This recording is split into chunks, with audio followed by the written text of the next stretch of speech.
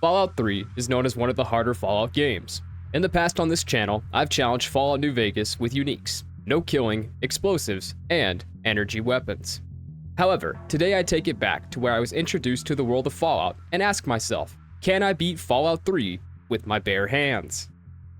And by bare hands, I mean my fist, the two blunt weapons that I was born with. No guns, no melee weapons, just my fist and a rage that no one can contain. I was born and immediately sensed my father's disappointment. He wanted a girl. Instead, Fisto was born, ready to fist the capital wasteland to death or pleasure. After my mother abandoned us by dying, I decided to become a fisting god. But I pressed enter and currently have no idea what my special is. Dad read some stupid poem or Bible verse or something, but I was too busy ripping the arms off my teddy bear. 9 years passed and it was my birthday. I got my Pip-Boy and Sweet Roll, and a realization that I am the ugliest child in Vault 101, which then tried to take my Sweet Roll, which is lucky, God has other plans for him. I also checked my special and I think I can work with this. I then killed the Rat Roach because you're forced to, and fast forwarded a few more years. I beat the brakes off of Butch and took my GOAT exam. For my starting skills, I took Unarmed, Lockpick, and Repair. And looking back now, this was stupid. Stupid because I don't pick Sneak or Medicine. However, Dad then abandoned me. I guess raising a child for almost 19 years was too long for good old Dad. As I left my room, I found my first victim. My fist struck Officer Kendall and he fell like a sack of bricks. Butch then pleaded with me to save his mom. As my fist broke his nose, shattering the bones into his brain, he got my answer. I gave Officer Mac the old left-right goodnight. Denying me the key to leave, I snapped his neck and looted his corpse. I then took out Amata and proceeded to the vault door. The capital wasteland then greeted me. Daddy's home. Immediately, I killed Silver for her caps and headed into Megaton, started the Wasteland Survival Guide, and irradiated myself to Kingdom Come. I then spoke to Moriarty and found out a bit about Dad. Dad had gone to the Galaxy News radio station. Instead, I headed to Minefield to get potatoes for Moira, and quickly, the Raiders learned that there was a new order to things, as many of them died. Now, instead of walking directly into this death trap, I went around the ruins of this old building and found a friendly Rad Scorpion. I then bonked Arkansas so good that it made him sleep forever, and then made it to the playground in Minefield. I then returned to Moira and was off to the Super Duper Mart. The Raiders began to fear me as I was riddled with holes and kept swinging my fist, ending their lives one Raider at a time. I then looted all of them and returned to Moira. I then started towards Rivet City and ignored Brian Wilkes and his issues. However, I spotted something that triggered my fight or flight response. Grandma Sparkles. I slammed my fist into the back of her skull and she didn't wake back up. Somewhere, all is laughing. After walking for God knows how long, I arrived at Rivet City and found Dr. Lee. Dad had been there, and he had left already. He had gone off to the old lab in the Jefferson Memorial Building. However, by all Fallout 3 standards, I am not fucking ready to go into that building. So it's time to go on and do a few side quests to make sure I'm ready to go. I took to brutalizing every raider in Springdale Elementary, and in the basement, I killed all the ants, leveled up, and took Iron Fist. And when I stood upon ant and raider corpses, I looted them all and sold everything to Moira. I then decided to help the little shit in Grey Ditch. It's really easy to kill fire ants when you just stand behind them and punch the fuck out of them. Oh yeah, the kid's dad also died, but he didn't really seem to care. He just wanted me to kill all the ants. This dude's a little psychopath. Are we sure this kid's, like, safe? Now, it turns out Dr. Lesko is the one that created the ants, and I was sent off to Marigold Station to, find him. Inside the station were, of course, dozens of more ants. I then found the package for Grady and was approached by Lugnut. He wanted me to give him the naughty nightwear. Well, I did, and then I killed him and stole it right back off his corpse. I then finally found Dr. Lesko, the man with the voice of many in my comment section complaining about Rat Slayer. Now, to keep his quest short, this idiot was supposed to try this whole experiment shit in a controlled environment. Instead of doing that, he went, make ants big and breathe fire. Now, he needed to get to his terminal near the Ant Queen, and I was off into the nest. I then took to crushing every one of the nest guardians, using stealth boys to my advantage. Now, when they all lay dead, I returned to Lesko, and then I took the ant mutagen to increase my strength, which was dumb, because my strength is already at a 10. I wasted this upgrade. I then returned to Brian and let him know the results, and had to find him a place to live. I finally found his cousin, and pray to God he doesn't turn out like a little psycho like he already is. Now, from here I wandered, traversing the subways and working towards GNR Outpost. On the other side were hordes of super mutants, but nothing stops the fist of Fisto. Except maybe another fist, because Fisto got fisted and died. I don't know if he died in pleasure or if he died in pain, but he got fisted. Now, with enough drugs, anyone could feel like a god for a few minutes. You might even see God, just like these super mutants did after they got fisted. I then watched the Brotherhood soldiers kill the behemoth, and it took over 30 minutes for this last soldier to kill the behemoth as I bait and switched it. I then proceeded to talk with Three Dog, and then I was off to the old museum to get the new radio transmitter for him. After I survived the metro station, I reached the mall, and I entered the museum, killing 2 super mutants and entered the tech wing, and then acquired the Virgo 2 dish. I then traveled to Megaton to grab more stim packs, as well as a new set of combat armor. I was then off to the Washington Monument. With the help of a stealth boy, I made it without a hitch and installed the new array. I then traveled to Hamilton Hideaway for my reward, but instead of weapons, I found the bunker ransacked. I swear to God, people are savages.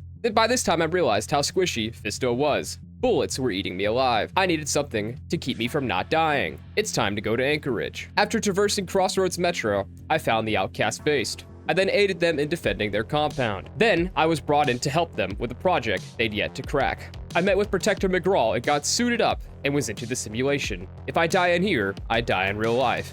So let's get to it.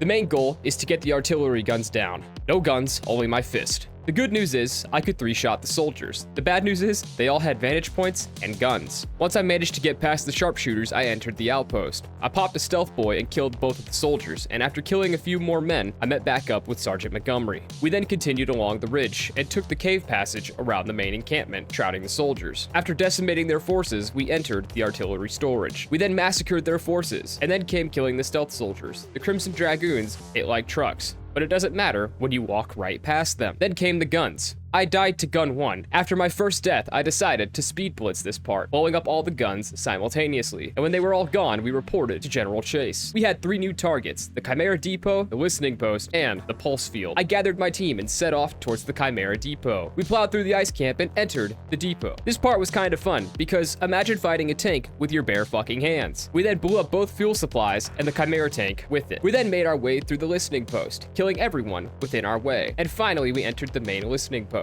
And after everything that was moving inside was no longer doing that, it was finally time for the final step in the plan. Disable the pulse field. I was into the trenches, where I covered them in slick red blood. When the boys in power armor showed up, it was game over. I activated the pulse field and overloaded it, allowing us direct access into the compound. I then had to face General Jingwei. The talk was short as my fist entered his mouth, and after 5 minutes, he finally died to my punches. I exited the simulation and grabbed my reward, the T-51 and the Chinese stealth armor. Simply then turned on everyone, and I put everyone down. I then left this place behind to rot. I sold shit to Flak and headed to Project Purity. The super mutant brutes inside didn't stand a goldfish's chance in a pot of boiling water. Surprise, surprise, Dad's not fucking here. He's gone back to a vault. So, we walk west now. Not even robots could survive my fist, or these raiders. And when I got silent running, it was game over for sneak crits. I then found Vault 112 and entered Tranquility Lane and was told, Better. Who the fuck is Better? Betty. Damn it. I'm illiterate. And was told by Betty to make Timmy cry. I did, by breaking his nose. Betty told me their real name was Dr. Braun. He controlled the simulation. I then framed Janet and broke up Roger's marriage. Simulation kills don't count, because they don't really die yet. Next, I rigged an oven to explode and killed Mabel. I then became the pint-sized slasher and murdered everyone. But then, just for fun, I entered the abandoned house and activated the failsafe. I had my fun, and I was going to have so much fun leaving Dr. Braun all alone. I then exited the simulation and talked with Dad. We then returned to Rivet City and met back up with Dr. Lee, and it was time to go to Project Purity. I helped Lopez by giving him a push off the top of the ship and arrived with the nerds at Project Purity. I then traveled down to the basement to fix the flood control. Once everything was fixed, I was sent to clean pipes, and vertibirds began to descend on Project Purity. The Enclave have arrived. With my stealth high and Chinese stealth armor, the Enclave soldiers never stood a chance. To defend everyone, Dad activated the chamber and irradiated everything, resulting in his death. What a deadbeat. Homie leaves, and then he kills himself. Thanks, Dad. We then entered the Taft tunnels. The tunnels were swarming with Enclave members, but they were no match for Fisto. After decimating a horde of ferals, we reached the Citadel. I then met with Elder Lions. I then spoke to Sentinel Lions and went to find Rothschild, and it was time to find a Gek. And Vault 87 was the crown jewel. So I was off to Little Lamplight, and this whole band of raiders faced death at my hands. I then finally found and entered Little Lamplight. I then spoke to the little man at the little gate. To gain their trust, I promised to rescue their friends from Paradise Falls. Once I made it to Paradise Falls, I tried getting in the normal way.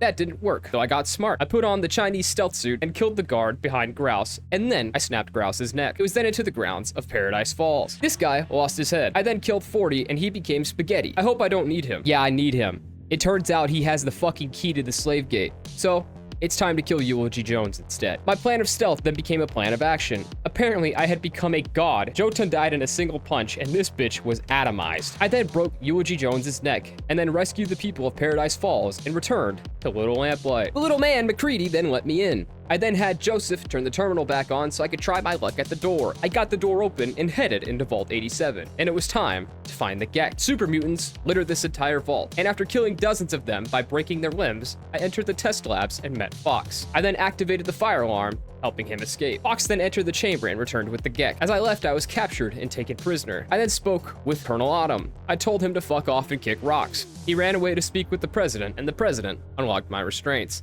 Funny how this works. Seems I'm pretty important after all. I then battled my way through Raven Rock. I also found Anna Holt. She told the Enclave all of our secrets, and for that, she lost life privileges. I then met face to face with President Eden. Well, face to screen is a better interpretation of that. He wanted me to poison Project Purity. I then convinced the program of the president to kill themselves. Raven Rock was no more, and I met back up with Fox, and we decided to take the fight back to the Enclave. I met back up with Lions, and it was game time. We activated Liberty Prime and began to trek to the Purifier. The big guy was having performance issues though. He's stuck at the Pentagon. A quick fast travel though fixed the big fat fuck. Once he got moving, everything in front of him became open season. He's for real just atomizing these soldiers. We entered the chambers, and the time had come. We killed the soldiers, and I met with Colonel Autumn. I then punched his head clean off his shoulders. I then entered the Purifier, forgot the code for 5 seconds, remembered it, and then entered it and turned it on. I then beat Fallout 3 with my bare hands.